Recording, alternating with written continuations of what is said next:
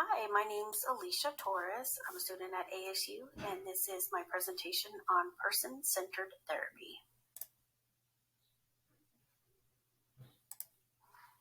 So Carl Rogers was the founder of person-centered therapy. He was born January 8th of 1902 and had passed away February 4th, 1987. He was born in Oak Park, Illinois. He actually was the fourth of six children. He received his bachelor's in University of Wisconsin in 1924. 1928, he got his doctorals, and then in 1930, he actually was a worker in the New York State in Human Services. He was a director, guidance counselor at the University of Chicago, and in 1940, he changed his approach to the client-centered therapy. So that is Carl Rogers. So the history of person-centered therapy started when Carl was working with children in school-aged back in the 1920s. He was really influenced by the progressive of the education movement in the clinical psychology.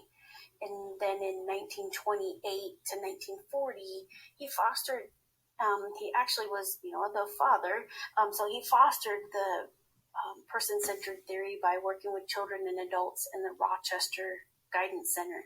He was specifically really intrigued by two clients that when there was a relationship built, he did see a significance in self-acceptance, self-insight, and it was all due to that approach of building the relationships.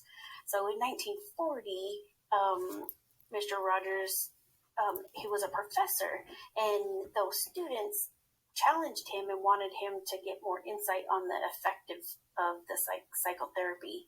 So because of that, he started writing books as well. So he wrote a book, Counseling and Psychotherapy, and then actually, I wouldn't say coined, but he just really made that term client really popular in the psychology counseling era. In 1945 through 1957, he established a counseling center that helped out many clients and thousands of hours of counseling. And then in the 1951, Roger and a few other colleagues wrote a book of the client-centered therapy that's still used today.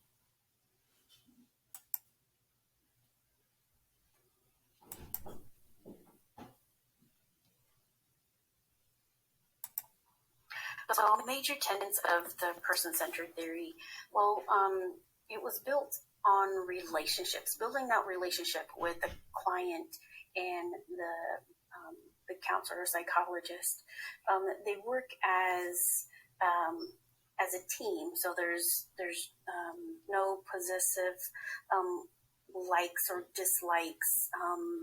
It's empathy driven on the counselor's part, feel their feelings.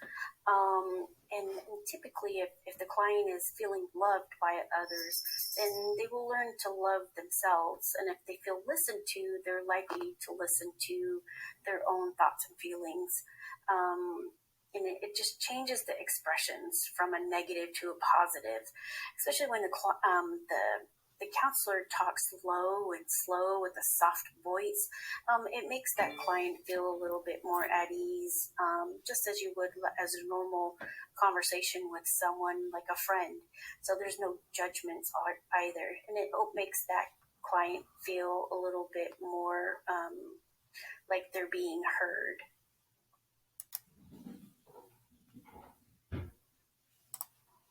So some techniques. Again, it's the listener speaker. So the client will be talking. The therapist kind of listens.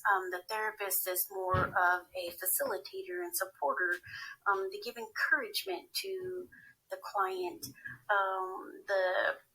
The counselor therapist is going to be non-judgmental. Like they're not going to push their thoughts and feelings on the situation or to the client.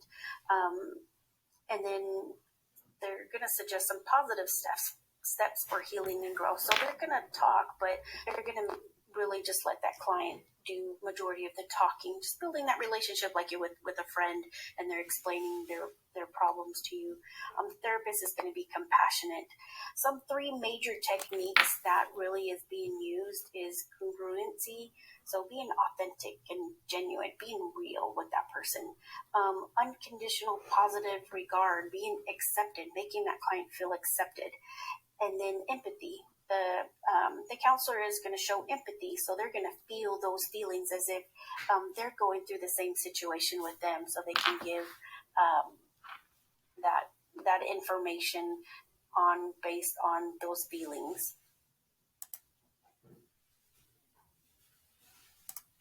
Some applications of the person-centered theory: co-transference. Be present in the moment. Don't be distracted. Therapeutic movement. There's so many things are changing. So this is actually just it's an old approach, but it's still being used today. So it's just so cool.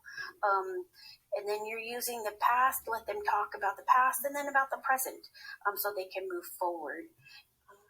It's there and then and here and now kind of philosophy. They got to learn to trust oneself. The self-esteem, building that self-esteem for them, showing them that they're worthy, self-actualization. The therapist and the client are a team, so it's not just the client that's doing all the work or the therapist doing all the work. It actually is a team working together. And these are some inspirational quotes, some that are very dear to me. One of my favorite is, "I'm not perfect, but I am enough." I think that is tattoo worthy on that one. But he has a ton of quotes and inspirationals.